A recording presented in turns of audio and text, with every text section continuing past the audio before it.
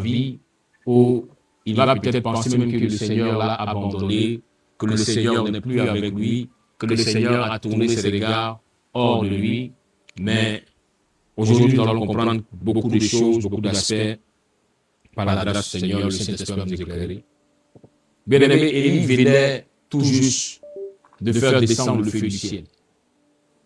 Élie venait tout juste de tuer les 450 prophètes de Baal et les 400 prophètes d'Azar au choix du Seigneur.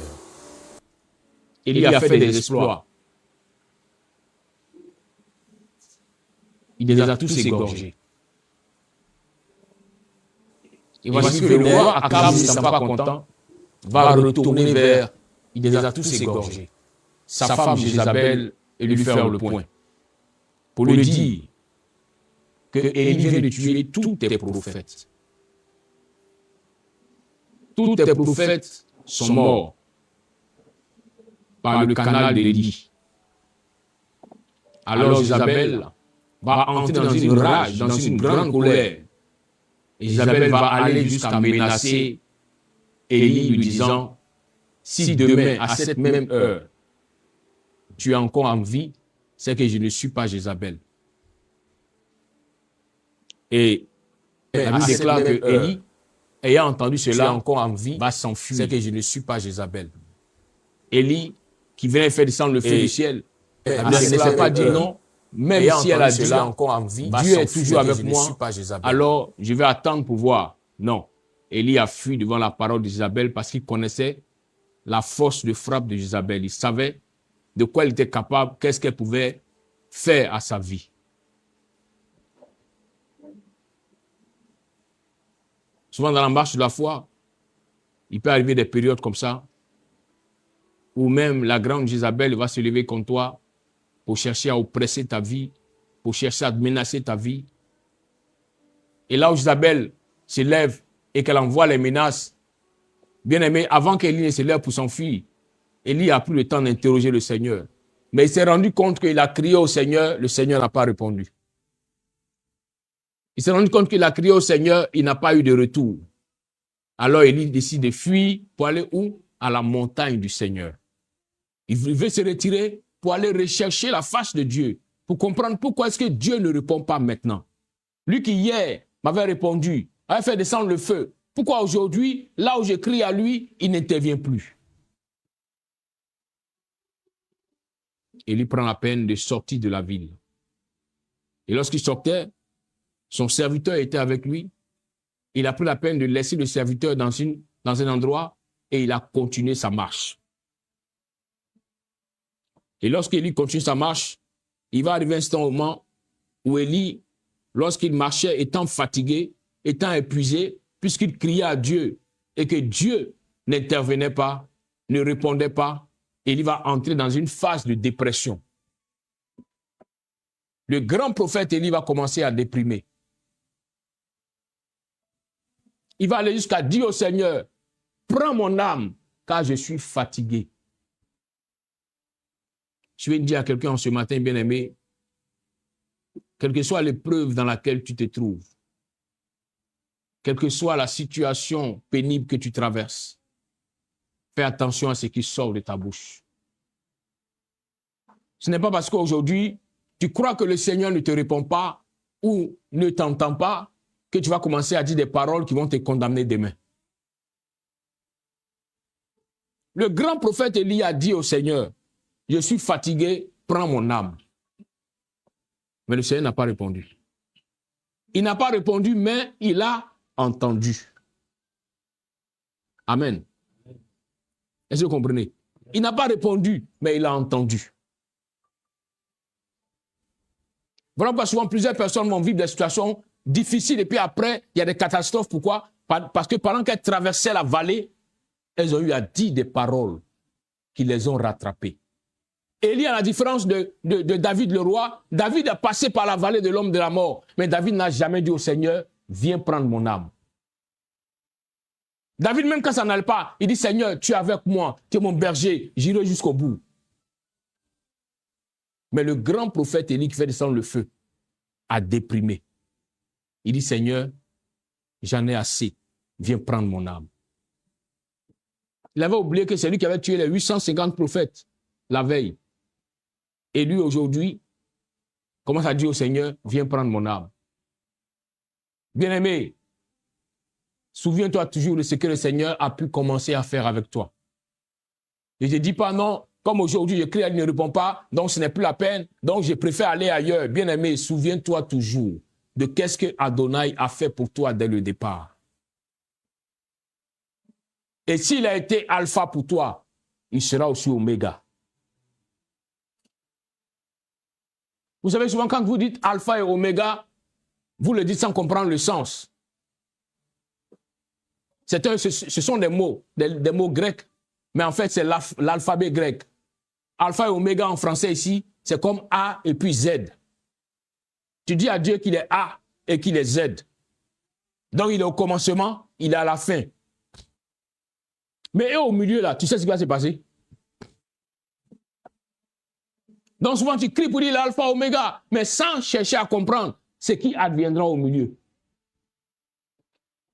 Avant que alpha ne devienne oméga, il passe par des lettres au milieu. Il y a des situations au milieu qui vont venir te faire croire même qu'il n'est pas avec toi, te faire croire même peut-être qu'il t'a oublié. Mais tiens compte de tout ce qui sortira de ta bouche. Il finit par comprendre que dans ces situations difficiles et pénibles, le Seigneur est plus à l'écoute de la voix de ses enfants que pendant que tout va bien. Certes, il ne te répond pas, mais il t'écoute. Pour voir jusqu'à où ira ta foi, pour voir jusqu'à où ira ta persévérance. Est-ce que tu crois toujours que même quand il ne se manifeste pas, il peut toujours agir pour ta situation?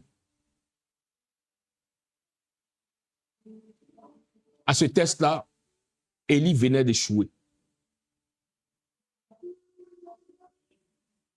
Parce que lorsqu'il a dit, Seigneur, je suis fatigué, prends mon âme, et il s'est endormi sous cet arbuste, bien aimé, il a fait mention qu'un ange est venu le réveiller pour dire, tiens, mange, le chemin est encore long.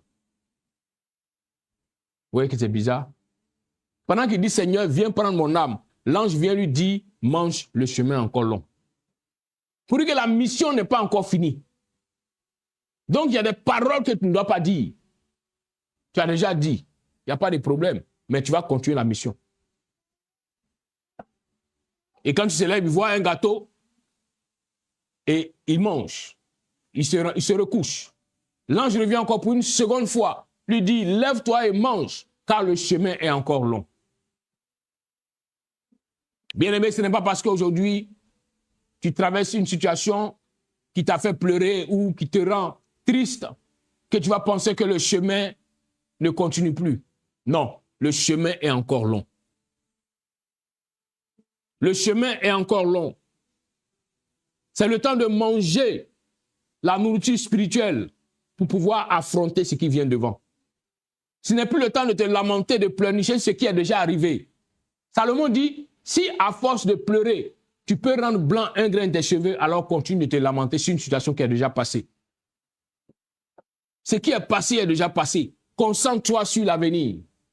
Le chemin est encore long. Cherche à te nourrir par la parole pour être une âme forte, pour aller devant et pour réussir, pour expérimenter. Car là où tu as pleuré, tu ne dois pas rester dans les pleurs. Salomon Amélière, le roi Salomon a dit qu'il y a un temps pour pleurer, mais il y a un temps pour rire. Et celui qui n'a jamais pleuré ne saura pas comment rire, effectivement. C'est lorsqu'on passe par la vallée de Baka, lorsqu'on passe par la vallée de l'ombre de la mort et qu'on sort de cette vallée, qu'on connaît l'importance de la vie. Bien aimé, une personne qui n'a jamais été malade, souffrante, ne connaît pas l'importance de la bonne santé. Elle va toujours être en train de se plaindre pour dire, Seigneur, tu vois, tu as donné ça à ma voisine, à ma camarade, tu as donné ceci. Moi, depuis là, je n'évolue pas. Seigneur, Seigneur, Seigneur. Pourtant, le Seigneur t'a donné la bonne santé. Pendant que des personnes sont en train de pleurer pour dire, Seigneur, ne serait-ce que si je peux avoir une journée de bonne santé, je vais bénir ton nom. Toi, tu as 365 jours en bonne santé, mais tu te lamentes.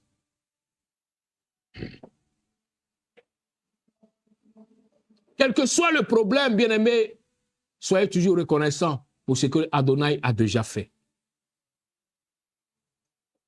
Et arrêtez de vous lamenter pour ce qui est déjà passé.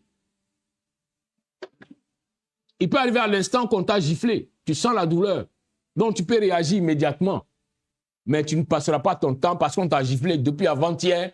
Alors hier tu pleures. Ah, aujourd'hui encore tu es en train de pleurer. On dit à quoi? Non, avant-hier on m'a giflé. Toi aussi.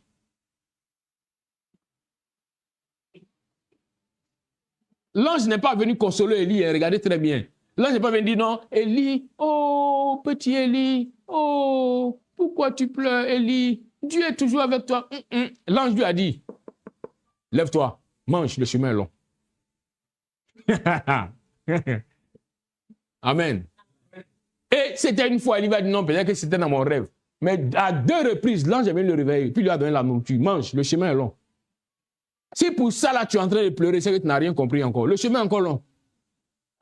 Tu as oublié que hier, quand tu tuais les 850 prophètes de Baal, les parents aussi ont pleuré. Pourquoi aujourd'hui tu es en train de pleurer? À cause de cette petite situation? Non. Lève-toi, le chemin est encore long. Arrête de pleurer. Prépare ce qui vient devant. Ce qui est déjà passé est passé. Pourquoi la Bible dit que les choses anciennes sont passées, toutes choses sont devenues nouvelles. Tous ceux ou toutes celles qui s'attaquent sur les choses anciennes vont toujours être en train de souffrir inutilement. Comme Élie. Tu pleures pour rien, personne ne va te consoler. Pourquoi? Parce qu'en fait, c'est déjà passé. Concentre-toi sur ce qui vient. Tu dis, tu veux chercher le Seigneur. Mais pourquoi tu pleures? Pourquoi tu déprimes? Pourquoi tu es découragé? Pourquoi tu dis que non, il n'y a plus d'espoir? Tu parles de qui même? Du Dieu qui se cache. Tout le monde le cherche, on ne le trouve pas. Et à toi, il a fait la grâce de se révéler. C'est de lui dont tu parles. Sois forte, sois fort. Le chemin est encore long.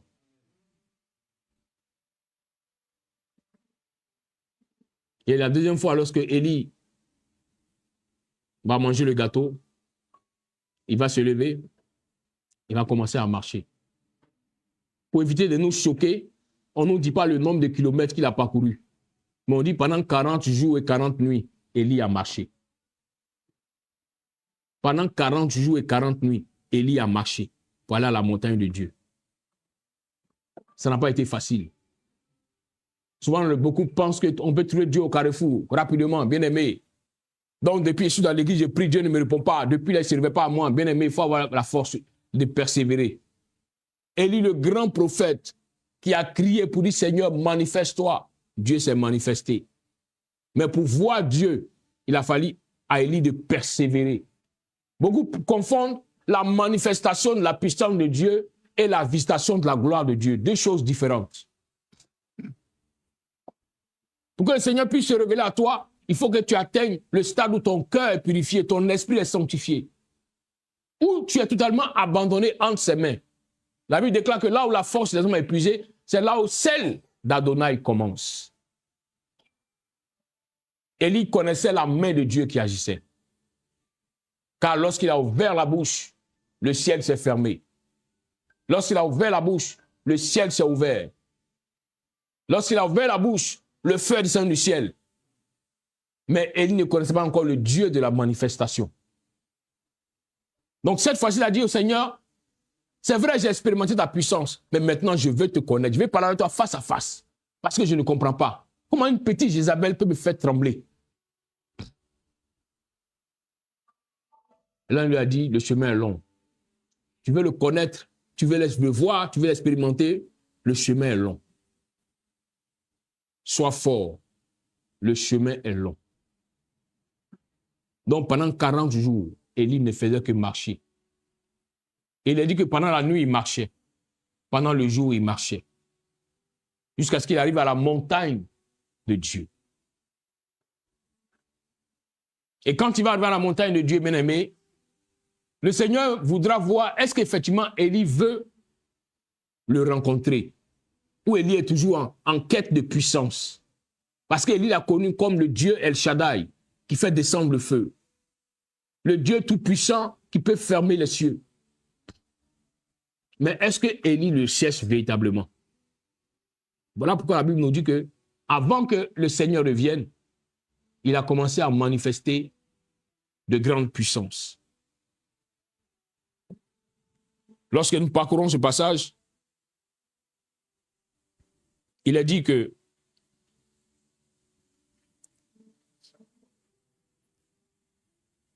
le Seigneur a dit à Élie, quand il arrive à la montagne, il a dit à Élie, sors et tiens-toi sur la montagne devant Adonai. Et la Bible dit que Adonai passa, mais devant Adonai, c'est-à-dire qu'avant qu'il n'arrive, il y eut un grand vent impétueux qui déchirait les montagnes. Un grand vent qui déchirait les montagnes. On n'a pas dit qu'il brisait, on dit qu'il déchirait. Donc les montagnes devenaient comme un papier devant ce vent qui se déchirait. Les montagnes se déchiraient. Aujourd'hui, quand on voit ça, on dit quoi? Power! Power! Power! Le Seigneur dit, est-ce qu'Élie n'est pas en train de chercher power? Il va lui montrer un peu power. Élie, power! La Bible qu'Élie dit non, ça là j'ai vu, mais Jézabel m'a menacé. Ça là j'ai vu, mais Jézabel m'a menacé. Il dit ok. Dès qu'il y a quelque chose qui n'a pas encore vu Élie, il va te montrer quelque chose. Il dit, le Seigneur n'était pas dans le vent. Et après le vent, il y eut un grand tremblement de terre, mais le Seigneur n'était pas dans le tremblement de terre. La terre s'est fissurée, la terre a tremblé, secouée. Élie dit non, ce n'est pas ce que je recherche. Et il a dit qu'après le tremblement de terre, il y a eu un feu qui est descendu. Pour rappeler à Élie, le feu qui est descendu sur ton autel quand tu m'as invoqué, me voici. Élie dit non, ce n'est pas le feu que je recherche. Je cherche le propriétaire du feu. Bien aimé, il arrive souvent, quand tu n'arrives plus à comprendre la volonté du Seigneur, ne cherche plus les manifestations du Seigneur. Cherche à rencontrer le Seigneur lui-même. Pour qu'il te parle clairement, pour que tu aies l'assurance. Comme un homme qui est en train de courtiser une femme. Pour être sûr qu'elle sera sa femme, il a besoin qu'elle lui parle clairement. Tu dis quoi? On va marcher ensemble, oui ou non? Amen. Et quand elle lui parle avec sincérité, même quand les parents de la femme n'ont pas encore donné le OK, lui, il a déjà l'assurance que la femme lui appartient. C'est à ce stade-là qu'Élie est arrivé. Pour dire c'est la manifestation, je l'ai déjà expérimenté. Les guérisons, j'ai vu. Le miracle, je l'ai vu. Mais je veux voir le Dieu qui donne cette manifestation. Le Dieu du miracle. Voilà pourquoi, devant toutes ces manifestations, Élie n'est pas sorti. Parce qu'il n'était pas en quête de ses power. Ce n'est pas ce qui l'intéressait. Il voulait connaître celui qui est à l'origine de ça. Et la Bible déclare qu'après le feu, une voix calme et petite. Dans la version française, on dit une voix douce et légère. Quand il a entendu la voix, malgré que la voix était petite et calme, Élie a fermé son visage. Il savait que le Seigneur venait. Vous savez, souvent, le Seigneur a parlé à des personnes, mais sans faire attention et ne pas écouter ce que le Seigneur leur a dit. Parce que s'attendait que la voix soit comme un tonnerre qui allait branler leur âme. Mais la voix douce et petite leur a parlé. Mais elles n'ont pas considéré parce que la voix n'est pas imposante. Vous savez, quand le Seigneur commence avec quelqu'un, le Seigneur va doucement. C'est vrai qu'il a dit que sa voix fait trembler le désert. Sa voix fait enfanter les biches. Mais si le Seigneur commence par cette voix, tu risques de fuir. Donc il va aller doucement avec toi. Tout doucement. Il va te montrer son côté Elohim d'abord. Avant de te faire connaître qu'il est Adonai. Mais il connaissait ce principe. Il savait que le Dieu, ses pères, venait doucement pour voir. Si tu as le discernement, tu pourras savoir que c'est lui qui est en train de te parler. Voilà pourquoi Job dit que Dieu parle tantôt d'une manière, tantôt d'une autre. Mais les gens ne font pas attention. Certainement pour ta situation, le Seigneur t'avait déjà parlé. Certainement pour ton problème, le Seigneur t'avait déjà informé, préparé d'avance. Mais tu as négligé. Ou tu t'as dit non, bon, c'est qu'elle suit, ça va aller, Dieu est fidèle. Non, il avait déjà donné l'information. Mais à cause du manque de discernement, il n'a pas su capter l'information. C'est comme actuellement, pendant que nous sommes ici, en train de prier, beaucoup de voix circulent dans l'air. Il y a des voix qui passent par RFI, il y a des voix qui passent par c'est quoi, BBC, il y a Radio Côte d'Ivoire, toutes les voix sont ici dans l'air. Mais parce qu'il n'y a pas une radio pour les capter, alors tu n'entends pas la voix. Pourtant, la voix est en train de parler. Est-ce que vous comprenez? Donc souvent, pour être assis là, toi, tu peux ne pas entendre la voix parce que tu n'es pas connecté. Mais l'autre qui est connecté va entendre la voix. Mais quand tu compares le principe spirituel, tu dis, mais pourquoi est-ce qu'on est tous ensemble et puis c'est lui seul qui entend? Mais c'est lui seul qui est connecté. Sinon, actuellement, Radio Côte d'Ivoire est en train de parler. Hein. Les gens sont en train de chanter, soyez bénis, grand ou frère, voyez. Mais tu ne sais pas. Mais si tu es connecté, tu verras que automatiquement la voix vient à toi. Et puis tu as l'information. Amen. C'est pourquoi il est bon d'aimer les dons. Il est bon d'aimer la puissance de Dieu. Mais il est mieux encore de connaître la voix de celui qui donne la puissance.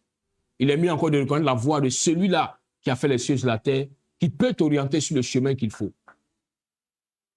Quand il a parlé à Élie, il a répondu à Élie. Tout ce qu'Élie avait fait depuis le départ, depuis il a quitté, il a fui la ville, jusqu'à venir, Dieu lui a donné la réponse.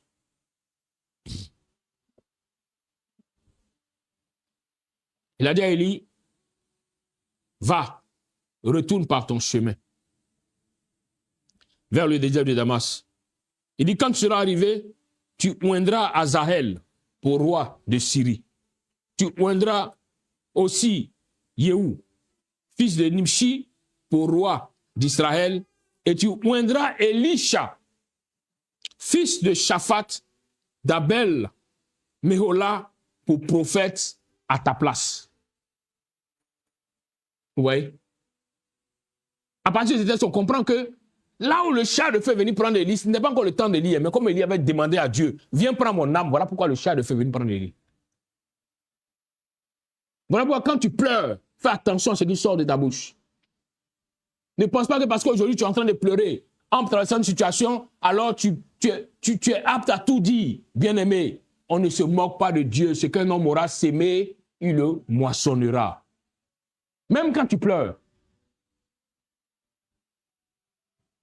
Élie a dit, prends mon âme. Dieu n'a pas répondu, mais Dieu venait de donner la réponse maintenant.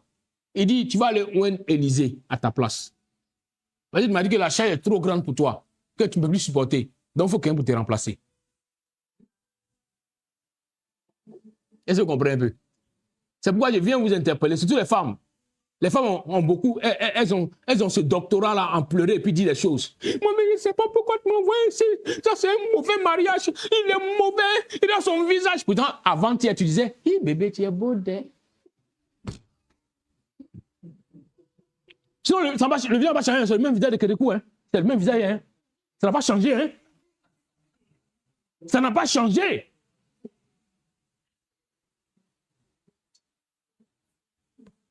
Alléluia.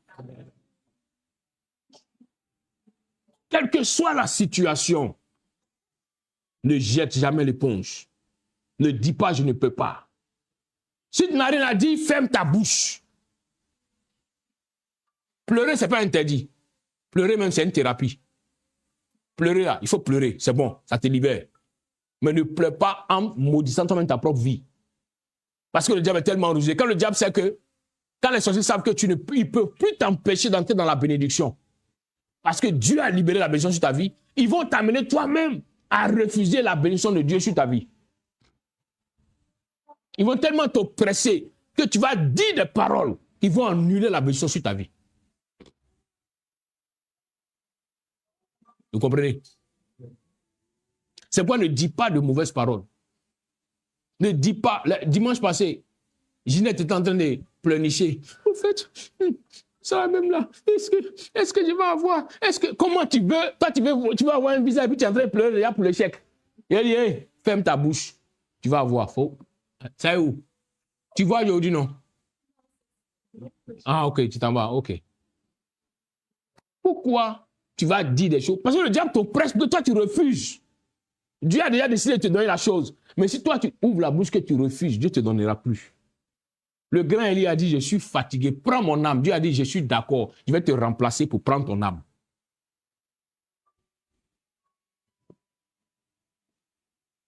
Faisons très attention. Il dit, pleurer, tu peux pleurer. Mais, évite de dire des choses négatives. Attends, je vais donner un exemple aux femmes qui aiment pleurer là. Allez, bon, elles aiment pleurer. Ma soeur, quand tu veux pleurer désormais, tu pleures. Ouais, pleurer aussi, il y a des catégories de pleurs. Ça dépend comment tu pleures. Si c'est comme ça, ou bien c'est... Ça dépend de la catégorie. C'est bien sûr, là, moi, ma réponse, là, ça peut toucher toutes les catégories. Hein? Tu pleures, tu dis, Seigneur, c'est pas tu as fait que je l'aime, ça cause ça, il fait ça. Oh. Si elle ne m'aime pas là, est-ce que Seigneur, mais je l'aime, oh, il a fait comment? C'est mon mari, oh, Seigneur, je l'aime. Oh. Tu verras que tu sors de cette situation, mais l'amour est toujours là. Votre foyer est béni.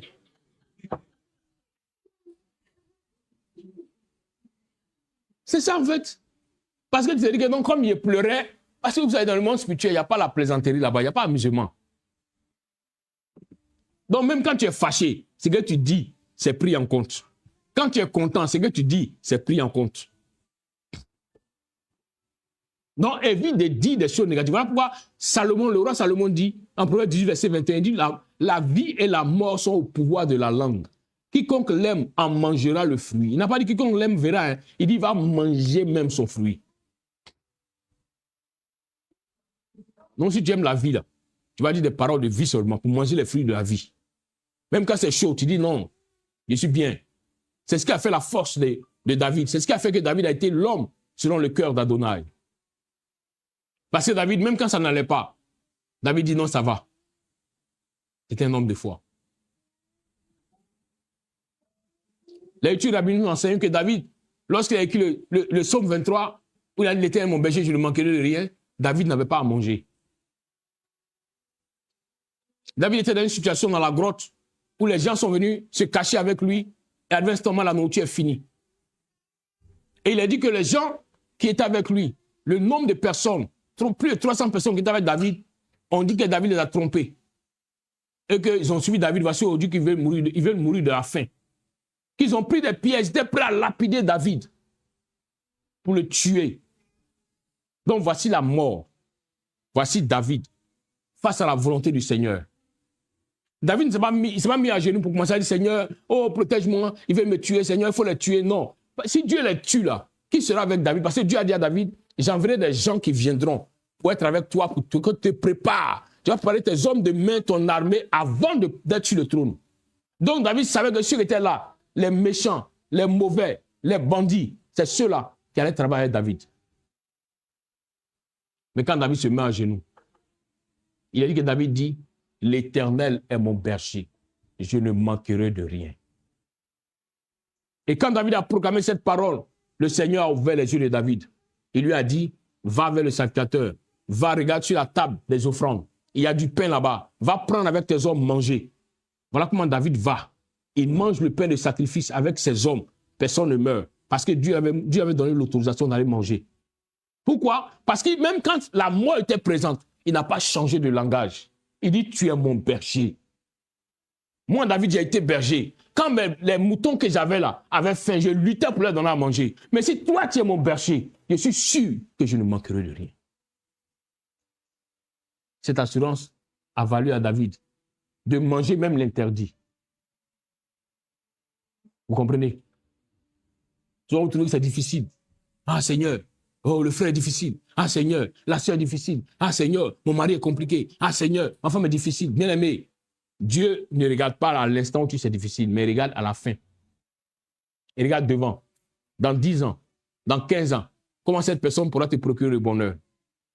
comment cette personne pourra t'amener à vivre la volonté d'Adonai.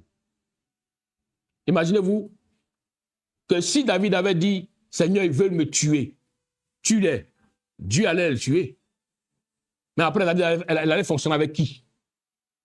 Elle allait aller encore avec ceux qui étaient les serviteurs de Saül. Ils allaient tuer David.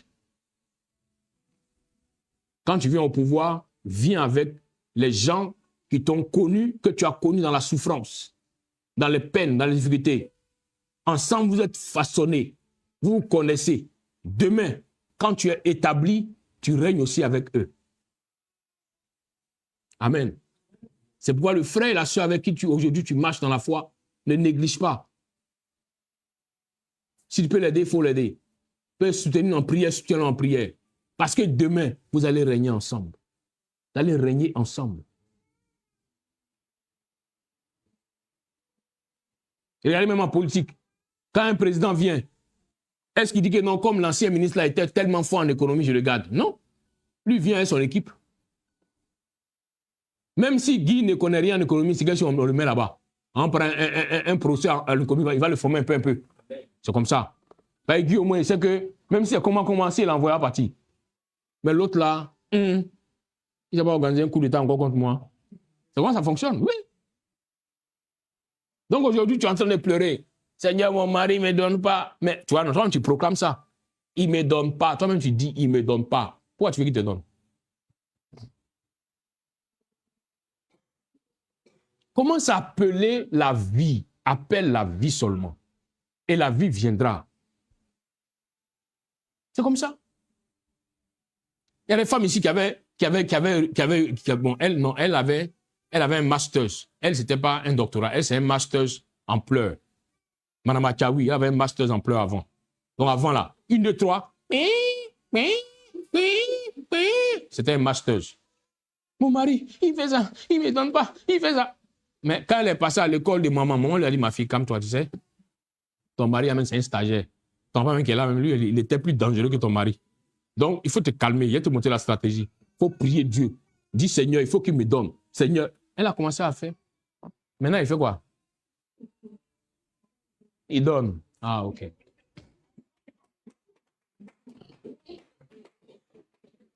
Alléluia. C'est déjà arrivé, c'est déjà passé. Ne pense plus à ça. Pense à ce que tu veux maintenant. Mais quand tu repars dans le passé, c'est que tu as tellement aimé le passé, voilà comment le passé va revenir. Est-ce que vous comprenez un peu? C'est comme souvent un homme qui dit non, mon foyer n'est pas stable. Mais est-ce que souvent, tu ne penses pas à ton passé? Est-ce que tu n'as pas de regrets? Vous dites non, Sophie, mais elle était mieux. Hein? Sophie qui est laissée, elle était mieux. Quand tu penses à ton passé, c'est que tu veux le passé. Non, la situation a commencé à se dégrader.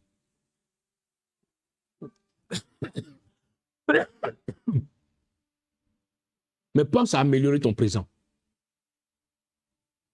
Pense à dire des paroles qui vont amener le présent à être totalement restauré. À être un présent béni. Et tu verras que le Seigneur tiendra compte de ça pour agir dans ta vie. Toutes les paroles que le Seigneur a dit à Élie se sont accomplies. Quand on prend 2 Rois, le chapitre 9, là on se rend compte que Élie n'a pas pu consacrer Yéhou pour roi, mais Élisée, qui a remplacé Élie, a envoyé un de ses serviteurs pour aller verser l'huile sur la tête de Yéhou pour lui dire, tu es le prochain roi. Et c'est Yéhou, bon, dans la version française on dit Jéhu. Et c'est Jéhu qui a pu tuer Jézabel. Est-ce que vous voyez un peu? Ça veut dire que cette victoire était avec Élie. Mais à cause de la dépression, à cause de son langage, le Seigneur lui a lâché là pour donner à d'autres personnes. Souvent, le bonheur est là. Mais si ton langage n'est pas un bon langage, tu peux voir ton bonheur là, aller chez ta voisine. Parce que ce que tu dis, quand tu souffres, ne sont pas des bonnes paroles. Amen. Voilà pourquoi j'ai aimé ce monsieur qu'on appelle Adam. Dans la Bible, Adam a eu des problèmes avec le Créateur parce qu'il avait mangé du fruit interdit. Mais Adam n'a pas mangé le fruit interdit de lui-même. C'est l'amour qu'il avait pour Ève qui l'a amené à manger le fruit interdit. Mais quand Adam mange le fruit interdit, que le Seigneur châtie Adam, que le Seigneur chasse Adam du jardin, Adam sort. Mais Adam aime toujours Ève. Adam ne divorce pas pour dire c'est à cause de toi qu'on m'a chassé. Parce que Adam avait fait le choix dès le départ. Quand Ève avait mangé le fruit en écoutant le serpent, la Bible déclare que Ève a tendu le fruit à Adam. Pour dire, je viens de manger le fruit. Mais Adam était dans une position où, voici Ève, voici Dieu, il est au milieu. Adam savait que s'il mangeait le fruit que Ève lui donnait, il allait être avec Ève, mais il allait perdre Dieu. Mais s'il refusait le fruit de Ève aussi, il allait être avec Dieu, mais il allait perdre Ève. Donc Adam a choisi d'être avec Ève pour perdre Dieu. Voilà pourquoi la Bible dit que l'homme quittera son père et sa mère pour s'attacher à sa femme. Si tu ne t'attaches pas, il y a des choses que tu ne pourras pas expérimenter. Tu pourras perdre des choses, mais tu vas obtenir certaines choses qui pourront te faire du bien. Adam a préféré être éloigné de Dieu, mais se rapprocher de Ève. Ça a été aussi une marque. Dieu a regardé, il dit, est-ce que tu es sûr? Il les met dans les problèmes, les chasse du jardin. Mais Adam reste dans sa même position. Il ne change pas. Parce que son choix a été son choix. Souvent, on n'attend pas à ce que, parce que tu as vu une situation difficile, arriver que tu vas dire non, cette femme-là me porte malheur. Cette femme-là fait que j'ai des problèmes. Non, ton choix doit être ton choix. Adam qui était né dans le jardin d'Éden, dans les conditions meilleures, se retrouve maintenant à labourer la terre, à avoir son pain à la sueur de son front. Mais le langage d'Adam n'a pas changé vis-à-vis de Ève.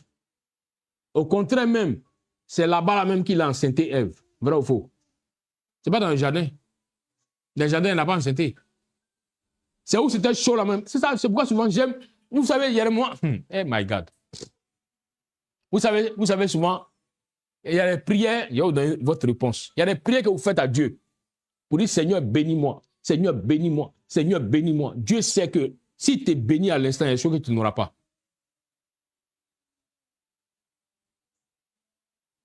C'est pourquoi la Bible dit qu'il fait toutes choses belles en son temps. Il y a des bénédictions que Dieu envoie selon le temps. Pourquoi? Imaginez-vous un instant que pendant que j'ai le temps, parce que vous allez voir que les pauvres, là, comme ils n'ont pas beaucoup de distractions, leur seule distraction, c'est quoi? C'est être avec les femmes. Donc vous allez voir que le pauvre, là, il enseigne beaucoup. On trouve que non, ah, mais vraiment, oui. Parce que celui qui est béni, arrivé à ce niveau, il n'a plus le temps. Il est tout le temps en deux avions, il est tout le temps parti. Imagine-toi, là, audience en train de pleurer, Seigneur, bénis-moi. Et puis il devient un puissant homme d'affaires. Chaque semaine, audience aux États-Unis, au Canada, en Australie. Mais vous allez voir que là où on dit, ah, mon frère, tu es béni, il doit le faire dans sa maison là-bas. Toi, tu me laisses. Là, tu me laisses. Oui. Non, en fait, il ne faut pas être pressé. Parce qu'il y a des choses qu'il faut faire maintenant. Il faut faire maintenant, voilà. Parce que, non, ce sont les vérités. Tu es encore jeune. Il y a des choses qu'il faut faire maintenant. Quand tu auras 50 ans, 60 ans, il y a des choses que tu ne pourras plus faire. Et à ce temps-là, si Dieu te fait bouger, il n'y a pas de problème. Tu comprends un peu, non? Parce que là, elle est rodée maintenant. Elle a pris tous les goûts qu'elle voulait prendre. Donc, elle est sereine. Mais là où elle a encore, elle a encore l'appétit. L'appétit vient en mangeant. Et puis, elle ne mange pas. Ah! Lago.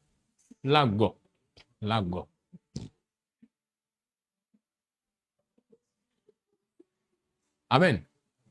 Donc, souvent, ceux qui disent que non, mais pourquoi Dieu attend quand les gens viennent, c'est un peu pour les bénir. En fait, c'est par rapport à ça. Un homme qui est béni n'a pas le temps. Et puis, tellement il est dans les affaires même là. Quand il entre à la maison, il est fatigué, il fait quoi? Il dort. Bon, regarde, un jeune homme, tout frais, qui a 30 ans, qui dort. Ça lui crée des problèmes. Hein? Parce qu'il y a des gens qui auront insomnie auprès de lui. Vous savez, nous, notre petite expérience, on connaît beaucoup de choses, hein, parce qu'on écoute beaucoup de personnes.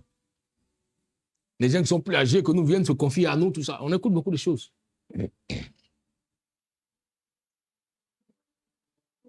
Quand souvent, il te dit non, je n'ai pas sommeil, j'ai insomnie, mon frère, c'est un code. Il faut me regarder aussi, je suis à côté de toi.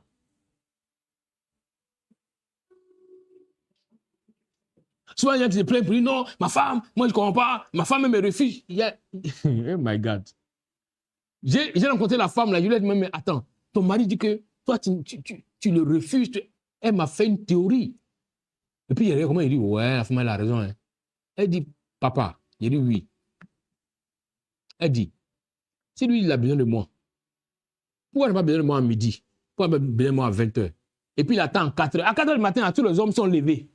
C'est pas si moi, il vient s'entraîner. Hein. S'il a vraiment envie de moi, là, à midi, il aura envie de moi. À 20h, il aura envie de moi. Pourquoi il va attendre à 4h du matin? Comme ici, je suis gratuit. Il dit, ouais. Ouais, tu as raison. Ouais. Oh. Mais ça, pourquoi? Quand tu vois Mariamou, la journée, la main en pleine journée, hein? Le frère Loba, quand tu vois Mariamou en pleine journée, toi-même, tu es obligé de mettre ta main dans ta poche, le truc, il va se déplacer vite.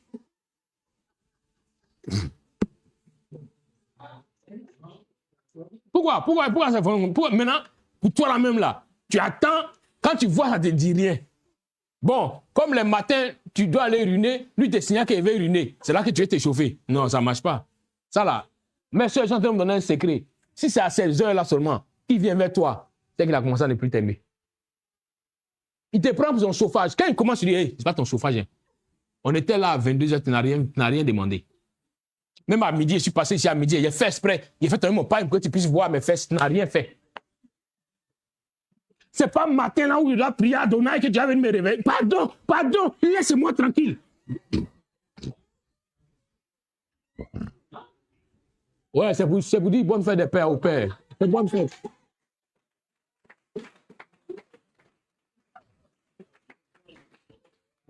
Mais c'est faux. Souviens-toi, au début là, même quand il vient, à 10h, quand il te voit, c'est comme un bébé, il est collé. À 14h, il est collé. À 19h, là, on n'en parle pas. Mais pourquoi maintenant, elle l'attend à 4h, 5h du matin? Ok, il n'y a plus rien. Ma soeur, il faut revoir ta prière. On dit, Seigneur, qu'il recommence comme au départ. Mais c'est pas tout le monde doit faire des prières là.